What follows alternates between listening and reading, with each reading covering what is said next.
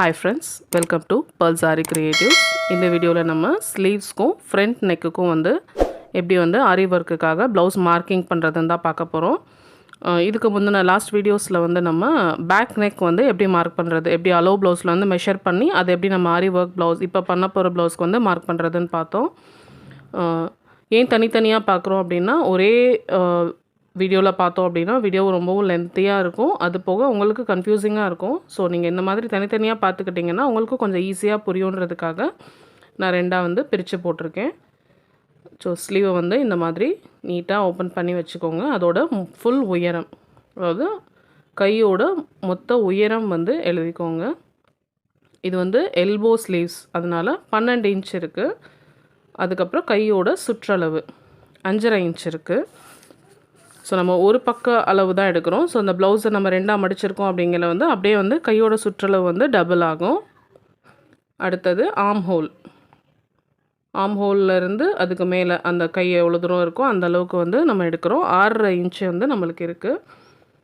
So அந்த கையோட உயரத்துலேருந்து ஆம் ஹோல் வந்து கட் ஆகுது இல்லைங்களா, ஸோ அது வரைக்குமான உயரம் வந்து எவ்வளோ இருக்குங்கிறதையும் நம்ம வந்து மார்க் பண்ணிக்கணும். நான் லாஸ்ட் வீடியோஸ்லேயே சொன்ன மாதிரி எனக்கு டைலரிங்லாம் தெரியாது. ஸோ எனக்கு எப்படி புரிஞ்சுக்கிறனோ அந்த மெத்தடில் உங்களுக்கு நான் சொல்லித்தரேன். ரொம்ப ஈஸியாக தான் இருக்கும், உங்களுக்கும் ஈஸியாக புரியும்னு நினைக்கிறேன்.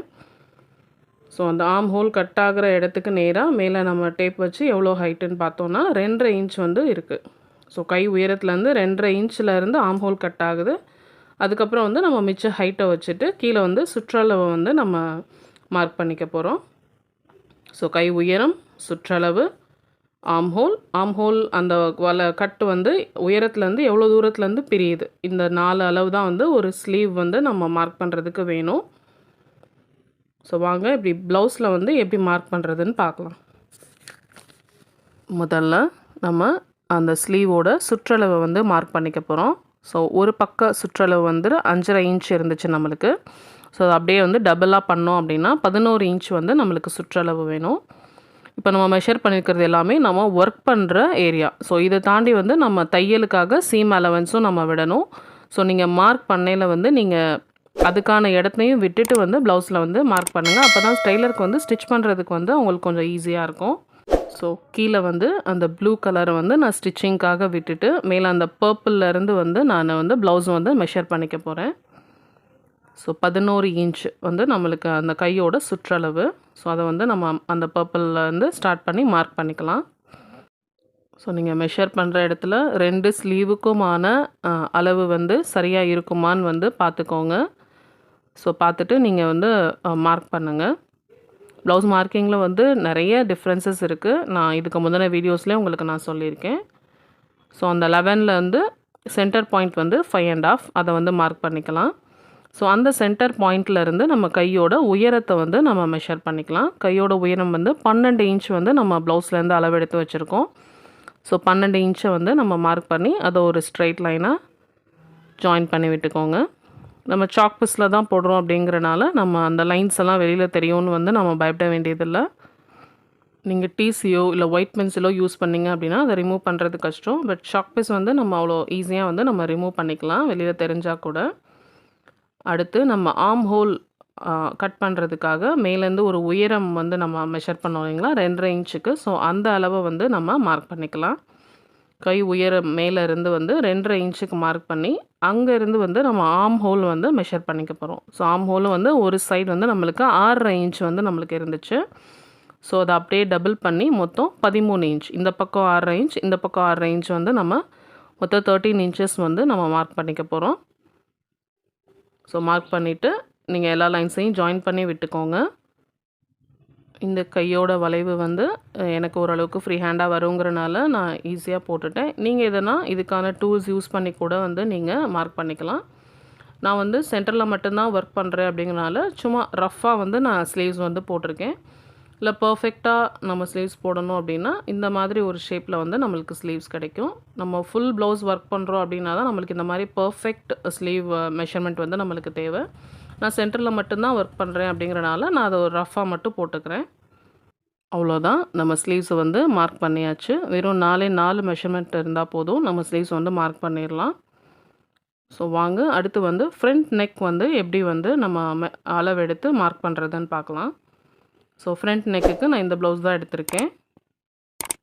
ஃப்ரண்ட் நெக்குக்கு வந்து நம்மளுக்கு 2 மெஷர்மெண்ட் இருந்தால் போதும். நம்ம பேக் நெக் ஒர்க் பண்ணையிலே நம்மளோட ஷோல்டர் அளவு 2.5 இன்ச்சுன்னு வந்து நம்ம ஏற்கனவே வந்து மார்க் பண்ணியிருக்கோம். ஸோ அதனால் ஷோல்டர் வந்து 2.5 இன்ச்சுங்கிறது நார்மல் ஆயிரும். அது போக 2 அளவு மட்டும் நம்மளுக்கு வேணும். அந்த ப்ளவுஸோட அந்த ஃப்ரண்ட் நெக்கோட உயரம், அதோட அகலம். ஸோ இந்த 2 மெஷர்மெண்ட் மட்டும் நம்மளுக்கு இருந்தால் போதும். ஸ்லீவ்ஸ் வந்து ஒரு ப்ளவுஸ்லையும், பேக் நெக், ஃப்ரண்ட் நெக்லாம் ஒரு ப்ளவுஸ்லையும் வந்து மெஷர் பண்ணுறேன்னு பார்க்காதீங்க. ஸோ இந்த ப்ளவுஸில் வந்து ஸ்லீவ்ஸ் ஹாஃப் ஸ்லீவ்ஸாக இருக்கனால கஸ்டமர் வந்து எல்போ ஸ்லீவ்ஸ் கேட்டனால வந்து 2 அளவு ப்ளவுஸ் வந்து நம்மளுக்கு கொடுத்துருக்காங்க.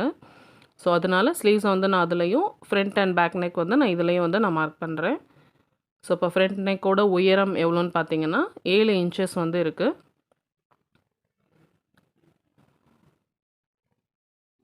ஸோ 7 இன்ச்சஸ் தான். நான் 7.5ன்னு ஒரு பழக்கத்தில் வந்து எழுதிட்டேன். 7 இன்ச்சஸ் தான் வந்து நம்ம மார்க் பண்ணிக்கணும்.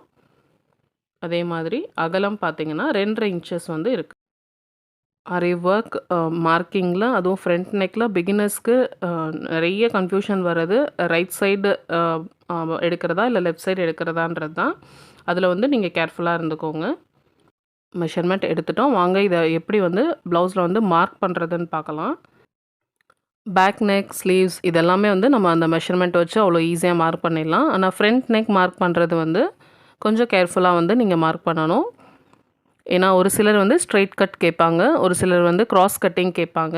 ஸோ நம்ம பேக் நெக், ஸ்லீவ்ஸ் எல்லாம் மெஷர் பண்ணது போக அந்த கிராஸ் கட்டிங்க்காக அந்த மெட்டீரியல் வந்து அந்த ஃபுல் ப்ளவுஸ்க்கு வந்து செட் ஆகுமா அப்படின்றத வந்து பார்த்துக்கோங்க. ஏன்னா நம்ம 2 அளவு தான் வந்து நம்ம எடுத்திருக்கோம். ஸோ நம்ம உயரமும் அகலமும் தான் எடுத்திருக்கோம். அதனால எப்போவுமே வந்து நீங்கள் ஃப்ரண்ட் நெக் நீங்கள் மார்க் பண்ணையில் மட்டும் நீங்கள் அந்த ப்ளவுஸை வந்து அந்த இடத்துல வந்து வச்சு பார்த்துக்கோங்க. ஸ்ட்ரெயிட் கட்னா ஸ்ட்ரெயிட்டாக வைங்க, கிராஸ் கட் அப்படின்னா க்ராஸாக வச்சு அந்த துணி வந்து அந்த இடத்துக்கு அந்த அளவுக்கு வந்து பத்துமா அப்படிங்கிறத வந்து நீங்கள் கன்ஃபார்ம் பண்ணிக்கிட்டு அப்புறமா வந்து நீங்கள் மெஷர் பண்ணுங்கள். அப்போ தான் வந்து நம்மளுக்கு துணி வந்து ஷார்ட்டேஜ் ஆகாமல் டெய்லருக்கு வந்து கம்ஃபர்டபுளாக இருக்கும். ஆரி ஒர்க் பொறுத்த வரைக்கும் நம்ம ஃப்ரண்ட் நெக் ஒர்க் பண்ணுறோம் அப்படின்னா நம்ம ஒரு சைடு தான் வந்து நம்ம ஒர்க் பண்ணுவோம், ரைட் சைடு. ஏன்னா லெஃப்ட் சைடு வந்து நம்ம அந்த முந்தான சாரியோட பல்லுவை நம்ம போட்டுறோம் அப்படிங்கிறனால அந்த இடம் மறைஞ்சிரும். ஸோ எப்போவுமே எந்த ப்ளவுஸ் ஒர்க் பண்ணாலுமே ஆரி ஒர்க் ப்ளவுஸ் ஒரு சாரிக்காக ஒர்க் பண்ணுறோம் அப்படின்னா நம்ம ஒரு சைடு மட்டும்தான் வந்து நம்ம ஒர்க் பண்ணுவோம். அதனால் நமக்கு அந்த ஒரு பக்கத்தோட மெஷர்மெண்ட் இருந்தால் போதும். அதை வச்சு நம்ம ப்ளவுஸை வந்து மெஷர் பண்ணிக்கலாம். ஸோ நம்ம ப்ளவுஸை அந்த இடத்துல வச்சு பார்த்துட்டு நமக்கு அந்த இடம் போதுமானதாக இருக்குதுன்னு கன்ஃபார்ம் பண்ணிக்கிட்டிங்க அப்படின்னா நம்ம மார்க்கிங்கை வந்து ஸ்டார்ட் பண்ணிக்கலாம். நம்ம பேக் நெக்கில் எடுத்த அந்த ஷோல்டர் அளவே தான் வந்து நம்ம ஃப்ரண்ட் நெக்குக்கும் வைக்கணும். நம்ம 2.5 இன்ச் வந்து எடுத்திருந்தோம். ஸோ அதே அளவை வந்து நான் மார்க் பண்ணிக்கிறேன். ஸோ அதிலேருந்து வந்து நம்ம உயரம் வந்து மார்க் பண்ணணும். உயரம் வந்து 7 இன்ச் மார்க் பண்ணியிருந்தேன். அது எனக்கு ரொம்பவே இறக்கமாக தெரிஞ்சனால நான் ஒரு 1/2 இன்ச் கம்மி பண்ணிவிட்டு 6.5 இன்ச் தான் வந்து நான் மார்க் பண்ணிக்கிறேன். உயரம் வந்து 6.5 இன்ச் மார்க் பண்ணிக்கிட்டு அதை வந்து ஒரு ஸ்ட்ரெயிட் லைன் வந்து ஜாயின் பண்ணிக்கோங்க. எப்போவுமே வந்து மறுபடியும் சொல்கிறேன், நம்ம ஒரு மார்க்கிங் பண்ணுறோம் ஒரு இடத்துல அப்படின்னா அது உடனே வந்து அதுக்கான லைன்ஸை போட்டுருங்க. எல்லா டாட்ஸும் வச்சுட்டு நீங்கள் லைன் போடணுன்னு பார்த்தீங்கன்னா கண்டிப்பாக வந்து பிகினிங் ஸ்டேஜில் வந்து கன்ஃபியூஸ் ஆகும். ஸோ அதில் இருந்த அகலம் வந்து 2.5 இன்ச் எடுத்திருந்தோம். அதையும் மார்க் பண்ணி ஜாயின் பண்ணிக்கலாம். இவ்வளோ தான் வந்து நம்ம ஃப்ரண்ட் நெக்கோட மார்க்கிங்.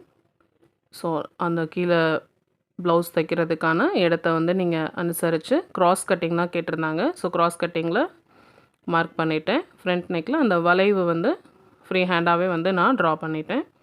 ஒரு 1 இன்ச் அந்த க்ராஸ் ஆகுது இல்லைங்களா? ஸோ அதுலேருந்து ஒரு இன்ச் நீங்கள் வந்து மார்க் பண்ணிவிட்டு இந்த ரவுண்டை வந்து நீங்கள் வரைஞ்சிக்கிட்டிங்கன்னா உங்களுக்கு ஈஸியாக வந்து அந்த ரவுண்ட் வந்துடும். ப்ளவுஸ் மார்க்கிங் வந்து கம்ப்ளீட் பண்ணியாச்சு. உங்களுக்கு யூஸ்ஃபுல்லாக இருந்திருக்கும்னு நம்புகிறேன். தேங்க்யூ ஃபார் வாட்சிங்.